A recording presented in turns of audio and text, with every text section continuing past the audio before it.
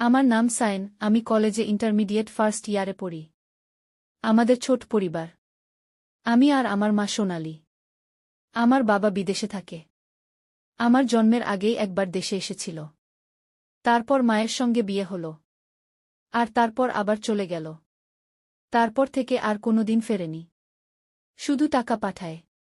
মা আমাকে অনেক কষ্টে মানুষ করেছে ভালোবাসা দিয়ে। মায়ের বয়স এখন 40 ছুঁই ছুঁই। কিন্তু মাকে দেখলে বোঝা যায় না। মায়ের মুখ, শরীর, চোখের ভাষা এমন একরকম টান আছে, যেটা যেকোনো পুরুষকে মোহিত করতে পারে। আমি যত বড় হচ্ছিলাম, মাকে দেখে আমার মধ্যে এক অজানা অনুভব জন্ম নিচ্ছিল। মা শুধু আমার মা না, ও একজন নারীও। মাঝে মাঝে মা বলতো শরীরটা ভালো লাগছে না, মাথা ঘোরে, গা কাঁপে। আমি বলতাম চলো মা, তোমাকে ডাক্তারের কাছে নিয়ে যাই। মা একটু চুপ করে থাকত। তারপর একদিন বল, হ্যাঁ শায়ন, আমাকে দেবাংশুর কাছে নিয়ে চল। আমি অবাক হয়ে বললাম, কে এই দেবাংশু? মা বল, কলেজের সময়কার বন্ধু। এখন বড় ডাক্তার হয়েছে। ওর চেম্বারে গিয়ে ভালো চিকিৎসা করালে উপকার হবে। আমি বললাম ঠিক আছে মা। পরদিন মাকে নিয়ে গেলাম দেবাংশুর চেম্বারে। ঢুকেই বুঝতে পারলাম মা আর ডাক্তার চেনা মুখে হাসি, চোখে আলাদা চাহনি। দেবাংশু বলল, কেমন আছো সোনালি? মা হালকা হাসল, বলল, আগের মতোই, শরীরটা ভালো নেই। তখন দেবাংশু আমার দিকে তাকিয়ে বলল, শায়ন, তুমি একটু দোকান থেকে কিছু জিনিস কিনে আনো। আমি বেরিয়ে গেলাম, কিন্তু ভেতরটা ছটফট করতে লাগল। যেন কিছু একটা হচ্ছে। আমি জানালার পাশে দাঁড়িয়ে চোখ রাখলাম। ফাঁকা দরজার ভেতর যা দেখলাম, তাতে আমার মাথা ঘুরে গেল। দেবাংশু মাকে জড়িয়ে ধরেছে, ঠোঁটে ঠোঁট চেপে ধরে গভীরভাবে চুমু খাচ্ছে। মায়ের শরীরের উপর হাত বোলাচ্ছে। মা চোখ বন্ধ করে নিঃশ্বাস ফেলছে। আমি আর সহ্য করতে পারলাম না। দরজা ঠেলে ঢুকে পড়লাম। মা চমকে উঠল। দেবাংশু দ্রুত সরে দাঁড়াল। আমি চিৎকার করে বললাম, মা, এটা কি? তুমি কি করছ? মা কিছু বলছিল না, শুধু চোখে জল। আমি বললাম, এখনই বাড়ি চলো। বন্ধুরা, এরপর কি হবে সেটি শোনার আগে এখনই চ্যানেলটিকে সাবস্ক্রাইব করে ভিডিওতে একটি লাইক দিয়ে দাও। আর এই গল্পটি অবশ্যই শেষ পর্যন্ত শুনবে, তাহলেই তোমাদের মনের বাসনা পূর্ণ হবে। সারাদিন কিছু না বলেই কেটে গেল। রাতে মা আমার ঘরে এসে দাঁড়িয়ে থাকল। আমি বললাম, বলো মা, তুমি কেন এমন করলে? মা আস্তে করে বলল, শায়ন, আমি তো মানুষ। তোর বাবা বিয়ের কয়েকদিন পরেই বিদেশ চলে যায়। আমি একা থেকে গেছি। আমার শরীর মন ভালোবাসা কারো থেকে পাইনি।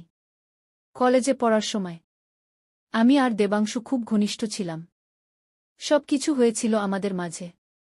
বিয়ের পর হঠাৎ সব ছিঁড়ে গেল। কিন্তু মন তো থেমে থাকেনি।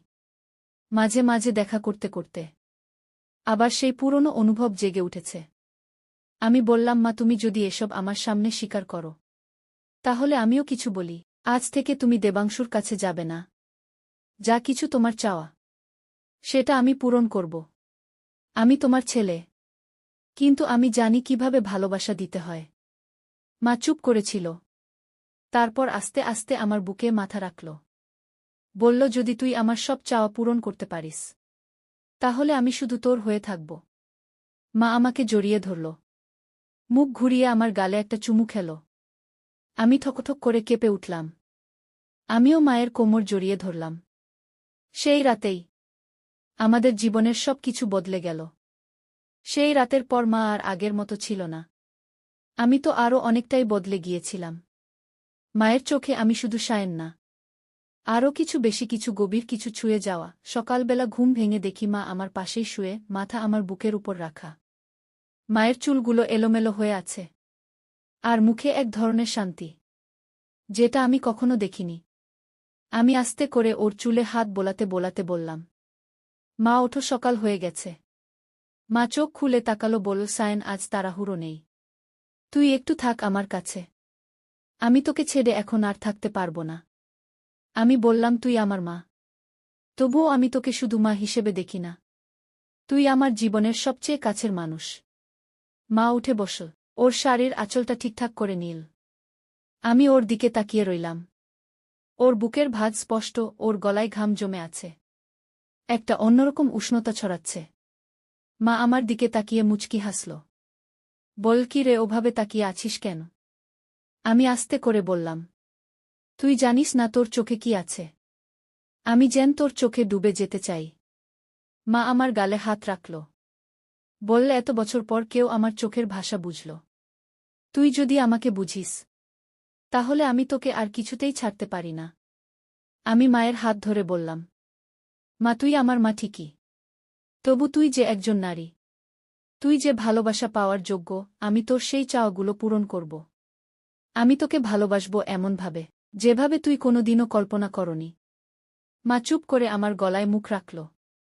ওর ঠোঁট আমার কাঁধ ছুঁয়ে গেল। আমি কেঁপে উঠলাম। আমার ভেতরটা গরম হয়ে উঠল। মা বলল, সায়েন, আজ দুপুরে কলেজে যাস না। আমি তোকে সারা দিন কাছে চাই। আমি কিছু বললাম না, শুধু মায়ের ঠোঁটে আমার ঠোঁট রাখলাম। ও চমকে উঠল, তারপর চোখ বন্ধ করে দিল। আমি ওর মুখে মুখে আলতো করে ভালোবাসা ছুঁয়ে দিলাম। ওর শাড়ির ভেতর দিয়ে ওর পিঠে হাত রাখলাম। ও শিউরে উঠল, আমাকে জড়িয়ে ধরল। আমাদের সেই দুপুর কাটল এক অদ্ভুত রোমান্সে। না কোনো ভয় ছিল, না কোনো অপরাধবোধ, শুধু ভালোবাসা আর ছুঁয়ে যাওয়া। বিকেলে মা চুপচাপ হয়ে গিয়েছিল, ব্যালকনিতে দাঁড়িয়ে বাইরে তাকিয়েছিল। আমি ওর পাশে গিয়ে দাঁড়ালাম। মা বলল, সায়েন, তুই তো জানিস না আমি কতদিন ধরে তোর দিকে তাকিয়ে চুপ ছিলাম। তোর বুকের গড়ন, তোর ঘামের গন্ধ, তোর নিঃশ্বাসের আওয়াজ, সব আমার ভেতরকে তোলপাট করত। কিন্তু আমি তো তোর মা, এই ভয়ে কিছু বলতে পারিনি। আমি মায়ের কাঁধে মাথা রাখলাম। বললাম, মা, আমি তোর সেই ছেলে, যে তোর একাকিত্ব বোঝে, যে তোর শরীর মন দুটোই চায়। মা আমার ঠোঁটে চুমু খেয়ে বলল, সায়েন, তুই যদি আমার হয়েই থাকিস, তাহলে আমি আর কিছু চাই না। শুধু তুই আমাকে এমনভাবেই ভালোবাসিস, যেমন আজ করছিস। আমি ওকে জড়িয়ে ধরে বললাম, আমি তোর সব চাওয়া পূরণ করব, তুই শুধু আমার থাকিস। রাত নামছিল, ঘরটা নরম আলোয় ডুবেছিল। আমার আর মায়ের জীবনে আর কোনো বাধা ছিল না, শুধু ভালোবাসা ছিল। এক নিষিদ্ধ ভালোবাসা, যেটা যতদিন গোপন থাকবে, ততদিনই আরও গভীর হবে। এভাবেই শুরু হলো এক অন্যরকম সম্পর্ক, এক নতুন অধ্যায়, যেখানে মা আর ছেলের সীমারেখা মুছে গিয়েছিল। থাকছিল শুধু একে অপরের নিঃশ্বাস। পরের পর্বে জানবে কিভাবে সায়েন আর সোনালির সম্পর্ক ঘনিষ্ঠ থেকে আরও জটিল হয়ে উঠবে। চ্যানেলটি সাবস্ক্রাইব করে রাখো, আর এই গল্পটি শেষ না হওয়া পর্যন্ত শুনতেই থাকো। তোমার রাত হোক আরও উষ্ণ আর আবেগময়। সকালবেলা ঘুম থেকে উঠে দেখি মা নেই বিছানায়। আমি উঠেই মায়ের ঘরের দিকে গেলাম। দেখি দরজা বন্ধ, ভেতর থেকে পানি পড়ার শব্দ। মা বাথরুমে স্নান করছিল। আমি চুপচাপ দরজার সামনে দাঁড়িয়ে পড়লাম। ওর গলার গান শোনা যাচ্ছিল, আর মাঝে মাঝে পানির ছিটে দরজায় এসে লাগছিল। আমার ভিতরটা গরম হয়ে উঠল। চোখের সামনে যেন মায়ের ভেজা শরীর ভেসে উঠছিল। তখনই মা ভিতর থেকে ডাকল, সায়েন, তুই কি বাইরে দাঁড়িয়ে? একটু তোয়ালে দিয়ে যা তো, ভেতরে রেখে আসতে ভুলে গেছি। আমি থমকে গেলাম। তারপর আস্তে করে নিজের হাতের তোয়ালে ওর দরজার ফাঁক দিয়ে এগিয়ে দিলাম। দরজাটা একটু খোলা ছিল। সেই ফাঁক দিয়ে যা দেখলাম, আমার গলা শুকিয়ে গেল। মা পুরো ভিজে, চুল ভেজা, শরীরের ভাঁজগুলো ভেজা কাপড়ে স্পষ্ট হয়ে আছে। ও আমার দিকে তাকিয়ে মুচকি হাসল। বলল, লজ্জা লাগছে না? আমি তো তোর মা। আমি আস্তে করে বললাম, তুই আমার মা ঠিকই, কিন্তু আমার চোখ তোকে নারী হিসেবেই দেখে। মা কিছু বলল না, শুধু আমার হাত থেকে তোয়ালেটা নিয়ে ভেতরে ঢুকে গেল, আর দরজাটা লাগিয়ে দিল। আমি থকথক করে কাঁপছিলাম, যেন শরীরের ভেতরে আগুন জ্বলছে। আমার নিঃশ্বাস গরম হয়ে উঠছিল। কিছুক্ষণ পর মা বেরিয়ে এলো। চুল ভেজা, তাজা শরীর থেকে একটা গন্ধ ছড়াচ্ছিল। একটা সাদা পাতলা নাইটি গায়ে, ভেতরে কিছু পরা ছিল না হয়তো। আমার চোখ আটকে গেল। মা হাসল, বলল, তোর কি চোখে কিছু পড়ে না? তুই সকাল থেকে আজ একবারও চোখ সরাসনি। আমি ওর কাছে গিয়ে বললাম, তুই যদি জানতিস তোর গায়ের গন্ধে আমি কেমন পাগল হয়ে উঠি। মা বলল, আজকে একটা কথা বলি। আমি চমকে উঠলাম। বললাম, কি কথা? মা বল, দেবাংশু আজকে হঠাৎ করে ফোন করেছে। ও আবার দেখা করতে চায়। একটু অপ্রস্তুত মুখে বলল, তুই কি কিছু বলবি না? আমি মাথা নিচু করে বললাম, মা আমি তোকে বারণ করেছিলাম।